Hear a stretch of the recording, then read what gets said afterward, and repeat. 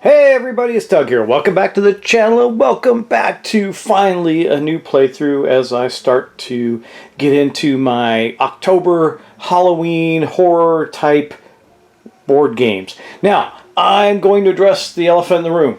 Obviously, I haven't been posting a lot lately. It's been a bit of a struggle for me, and I just wanted to let you all in on what's going on in the world, so my world anyway, so that you can understand a little bit. Maybe cut me some slack. I don't know. You don't have to if you don't want to. That's your choice. But here's the deal.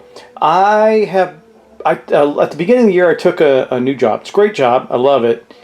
But I'm doing a lot of work and I'm traveling a lot, and it's making it difficult. I actually tried to take a few small box games with me to do them on the road and show them off there, like, hey, things you can take while you're traveling.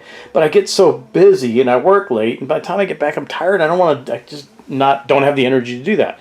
Well, then on top of that, I got flu-rona, which is basically, if you don't know, the big bad C and the flu at the same time. It was really bad. I still actually have some congestion and cough over it, even though I've been over it for couple weeks now, I guess a week or two now. I don't know, over a week. But the end result is, man, I'm able to do some other things, like, you know, I have my little storytelling channel where I do a lot of stuff with AI, and I'm trying to get better at the storytelling aspects of that. And I got my running series of the station and everything. And even the intro for this I did while I was on the road. That was, you know, AI-based intro that I wove a little story in about going through the inn and showing the characters that we'll be playing and who we're up against. So that said, you know, A Touch of Evil is one of my favorite horror supernatural games. I've been playing it since I think it came out, or close to it. It's just a fun game. Doesn't take itself too seriously, and it's a dice chucker. So if you don't like that, and a lot of random stuff and bad luck and everything, you're not going to like this. But it does weave a great narrative, and it does tell some fun stories.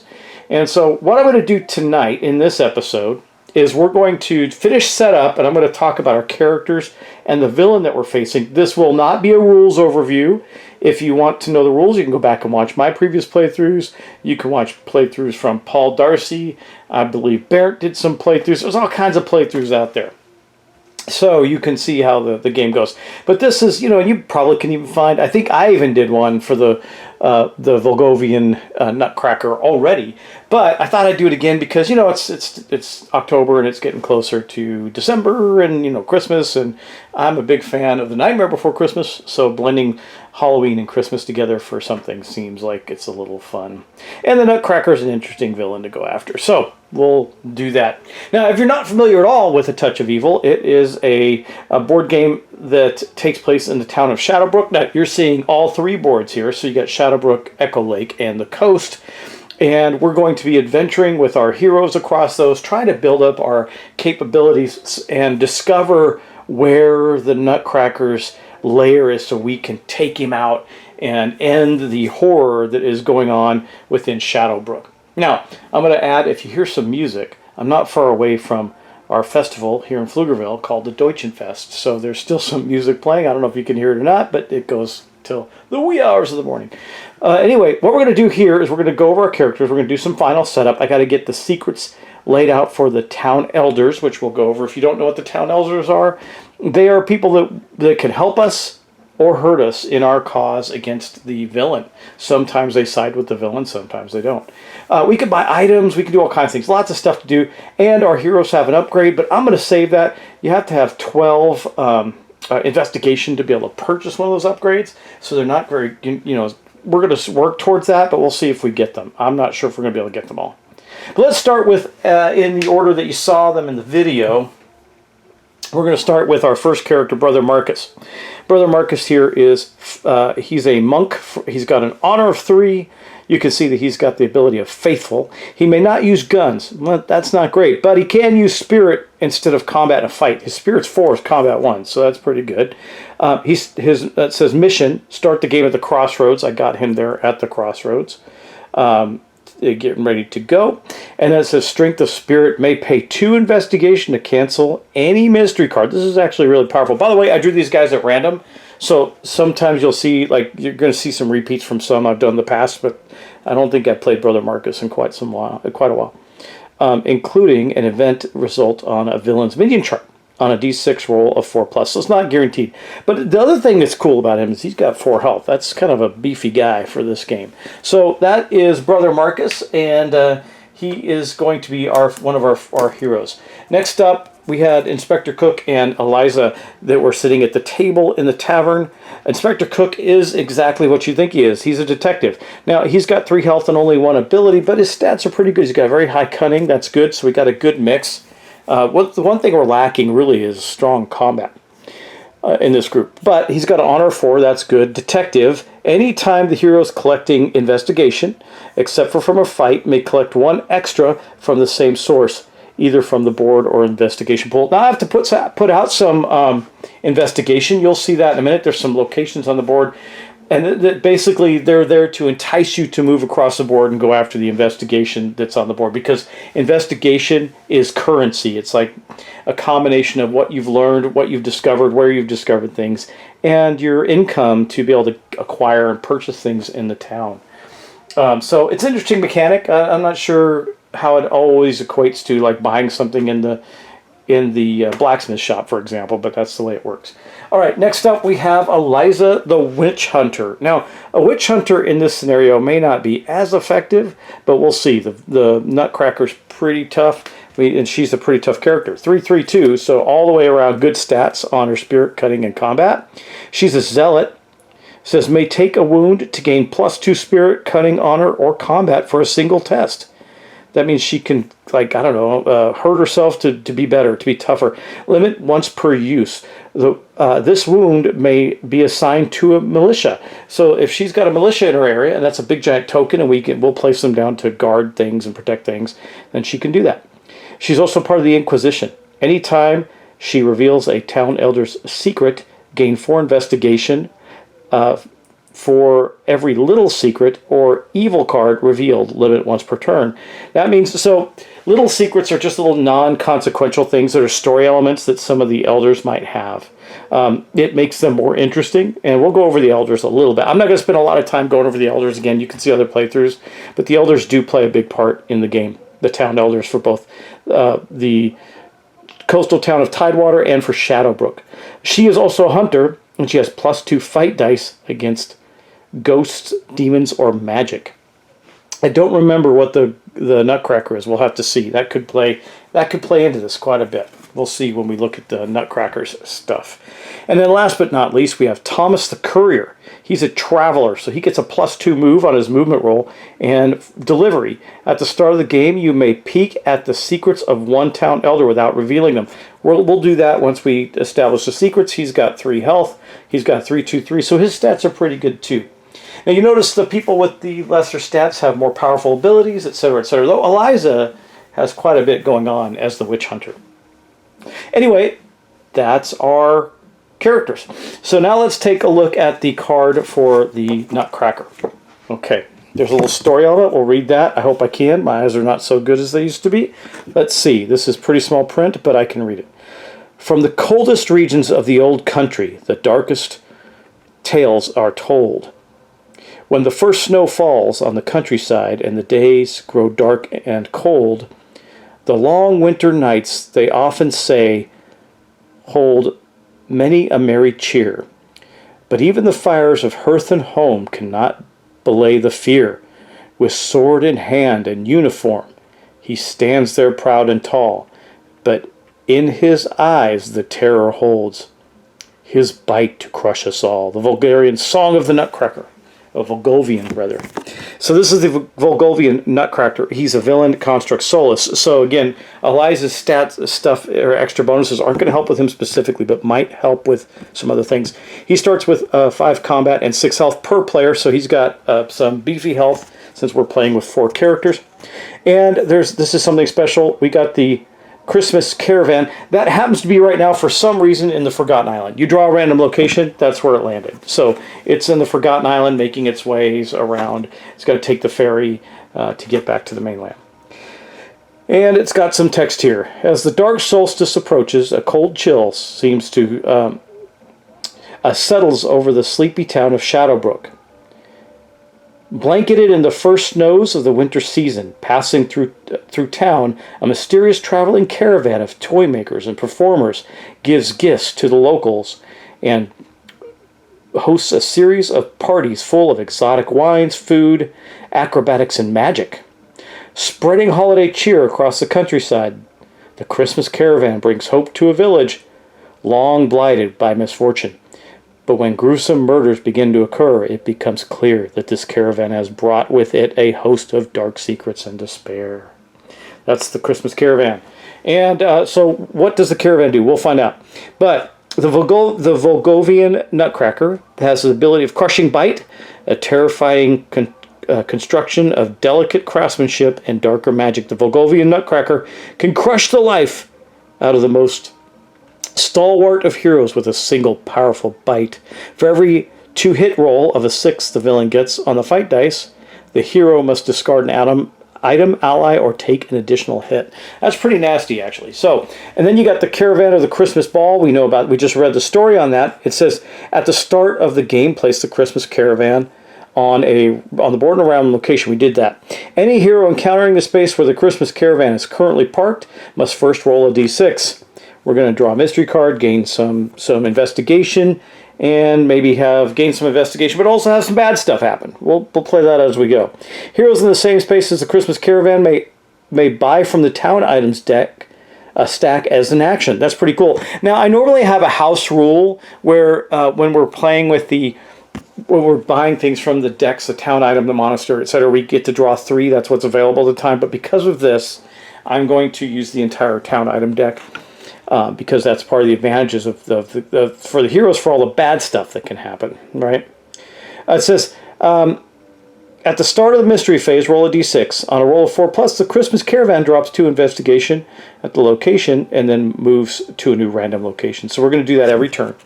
And then it says, Clockwork Creation, the Volgovian Nutcracker gets +1 combat against any hero with less than 4 cunning.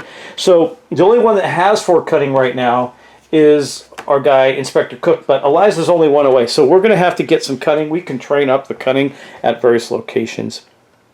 Okay.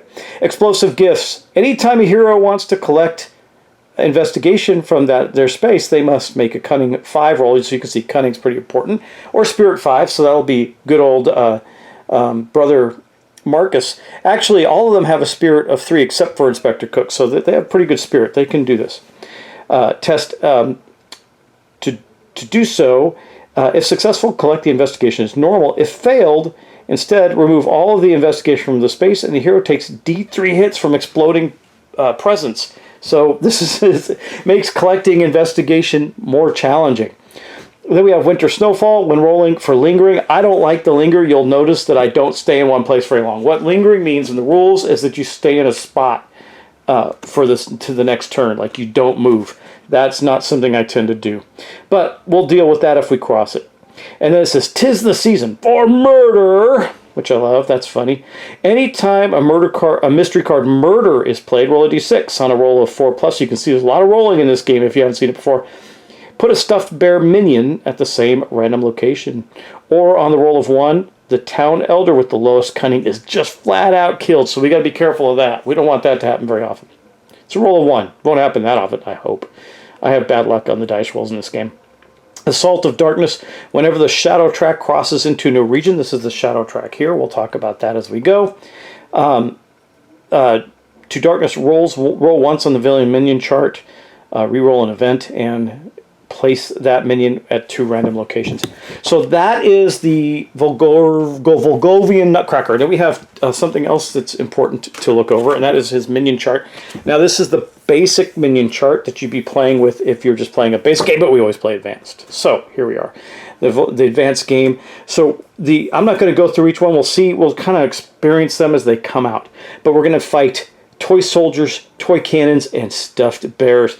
These are all going to be minion construct toys, minion construct toy, minion construct toy. So they're basically constructs, animated bad guys that we're going to have to deal with. And that is that. And then, of course, we are using today, and which we always use, is the advanced cooperative mystery chart. We're going to use that for our gameplay. It rolls 2d6 instead of 1d6 in the basic game. In the old game, anyway. So now we're going to cut over real quick to our elders and just talk about them. I'm not going to go over each one, but we are going to deal out some secrets. And we do know that before we get started, Thomas the Courier gets to look at one of them. Here are the town elders. Lord Hambrook, Lady Hambrook. They have a manor house outside of Shadowbrook. They are the Lord and Lady of Shadowbrook. And then we have Sophie. She's on the council. She's one of the town elders. She's a midwife. Love this character. Magistrate Croft, he's pretty cool when fighting. If he doesn't turn evil, that's great. Then we got the Reverend Harding, he's the minister of the town, and the doctor, Dr. Manning. That is the town elders of Shadowbrook. Then on the coast, we have the 3 town elders of Tidewater. We got Mayor Carver, the harbor master, and the widow Jessica. They are the 3 people that will be doing that. Now, we have to give them secrets. One of the cool things about this game, and you can see that, look at the stack of secrets. There's a lot of them. Now, again, some of them are just story elements, but we're going to give everybody 2 face-down secrets. And that, now the only thing that I don't like, and I don't remember really, it doesn't really matter that much, but not all the secrets, when I got new secret cards from different packs, not all of them were the same color. If I was really silly, I could probably memorize it, but I'm not going to, never would. So I have no idea what is what in these. But anyway, we're going to give it a quick shuffle, and I'm going to deal out 2 secrets to each of the elders. So right now we're going to deal 1, 2, 3, 4, 5, 6, 7, 8, 9. I'm going to give it another quick cut, and then we're going to go boom, boom, boom, boom. And they always start with 2 secrets. They can get more. If they get more, then there's some things that will happen. Some of them will get revealed, etc. So those are the secrets that the town elders are going to have. We're just simply going to take them and tuck them under their cards. But right now I want to see, who do I think Thomas is going to use his delivery ability. It says, at the start of the game, you may peek at the secrets of one of the town elders. I think we're going to do Sophie. Sophie, here's why. Sophie's got a pretty cool ability if we end up with her in our party. She may cancel mystery cards. Suck, guys. They're bad. So if you haven't seen the game, they're just all bad. Card in play or event cards as it is played on a d6 roll of 3+. So this is a really good ability. The other one I might consider is the Doctor. Each time you would take a wound, roll a d6 on a 4+, prevent that wound. That's pretty good. But I think we're going to stick with Sophie because she can be a long-term play there. So we're going to look at the secrets. This could be bad. Now, they're not revealed, which means if we know that she's going to turn ugly, we'll see. Oh, good. She just got 2 little... Oh, she's perfect. Okay, so right now, we'll look at these later when they're revealed. But she's a selfless martyr, so we'll see how that plays into her role. And she's, servant of darkness. Oh, no. If revealed, this isn't revealed yet. So maybe we can get her secrets, take that secret taken away from her. So we know that she's going to turn evil on us unless we can change that out. That sucks because she's a really good character to have in your group. But we're going to either try not to reveal her secrets right away or to try and change them out. So we'll see. But right now, I'm just going to put their secret cards underneath them, and we'll play that out as we go. So that is basically, we're set up. I just got to go put a bunch of investigation on the board, and then we're ready to play. I don't think we're going to play around in this in this particular session. We'll probably get deep into it and do a couple of turns in the next one. But as we look at the board, we do have some places that we are going to be putting out some investigation. And it tells you on the board, it says right here, place 2 investigation at the start of the game. These are investigation tokens. So there's going to be 2 here. There's going to be 2 at the south dock. I'm trying to remember, there's going to be 2 in the north dock. And I'm trying to remember if there's some anywhere else. These are, by the way, nice, really thick, like almost a rubbery plastic. They're really, really well done. I'm going to just glance around the rest of the town. I just got to remember where else we place those. I think that's it. I think they're just in this middle board here. But I'm going to double check, and then we'll be done with that last and final step of the game before we start going. And just real quick, we'll go over the turn order of the game. So basically, we're gonna have a turn order. We're going to go with the first player, hero's turn. We're going to take the hero's turn, then we're going to do a mystery phase after each of the hero's turns. So, yeah, see, it says on once every player has taken a turn. So we'll take all the players' turns, then we're going to go to the mystery phase. We're going to both roll on the advanced mystery cooperative chart and draw a mystery card and take care of the villains' extra stuff. And mainly it's the Christmas caravan, and there's 2 things we got to do. And I think it's just the caravan moves. I'll read through it, make sure that that's true. So we do know that the caravan moves around. So we'll, on a roll of something or other. Yeah, at the start of each mystery phase, we roll a d6. Yeah, and then of course this is the darkness track. If it ever gets down here, we're going to lose. But as the darkness track goes down, the villain gets much, much tougher. So, wait, there we go. That's what we want right there. This tells you what's happening. Sorry, I'm on the wrong side. But you can see he gets +2 health, +1 combat, +1 combat. So at these 2 levels, is going to get 2 bonus health. Now remember, this is not per player. These are not per player. So when we got 6 times 4 for his base health, we're going to add 2 here, 2 here, and then +2 to each combat, which adds 2 more combat dice. Okay, that was a lot. Wow, that was a lot. All right. We're getting ready to go. I guess I could show you real quick an example of some of the abilities. Like here's Eliza's special ability. If we can, this is her level 2 upgrade. We want to find her level. Oh, here, that's right. They're all just 1 card. Okay, here is her upgrade. It says Righteous Rage, gain +1 fight dice for every holy item or ally you currently have. So that is Eliza's upgrade. It costs 12 investigation to get an upgrade. Just to give you an idea. And you know, one of the things I wish they had done, and I'm sorry, I'm going to cut this video short after this so we can just start the next time with the full playthrough. When they did the 10th anniversary edition, they did an enhanced version of the Headless Horseman. It is so cool. I wish they would put out packs, at least online or something, to be able to get enhanced villains for all the main villains. Maybe not the Nutcracker, that was kind of a side one, but as you can tell, it's got nice components to it. But like the vampire, the original ones, the vampire, the scarecrow, the horseman, all those ones. Now we got the ones for the horseman, but we played it, it made such a huge difference. It was so fun. Anyway, we're going to stop there, and we'll start next time with our players' turns. We're going to go in player order, and just to show you, this is the first player's turn order, Flying Frog. So that will be Brother Marcus. He's going to be the one that kicks us off in the next episode. So thank you for watching. Thank you for subscribing. Thank you for hanging in there. I really appreciate it. I do plan to play more games on the channel. I promise you that I'm not trying to dedicate my channel to like the videos I'm creating and stuff like that. It's just been so much easier to do that while I'm traveling and stuff, and I want to keep you all entertained and, you know, have some fun. And actually, I really enjoy doing it. I know a lot of people don't like AI-based stuff, but I can tell you right now, the level of creativity I put into it, the amount of editing I do, the amount of story, I do not let anything write for me. I'm a writer, so all the stories that I create, every script is all by me. So, and then I do a lot of work to compile a video. So if you watch the station, for example, you'll see it get better and better as it goes as the tools got better. But that is my story that I created, and I have enjoyed it immensely. I'm going to get to the next part of it pretty soon, but I was waiting for some new tools to come out because they're going to give me some big advantages in the quality of the production. Anyway, take care. I'll talk to you the next one. And thanks again for watching. I can't wait to get this playthrough fully kicked off. Take care. Bye-bye.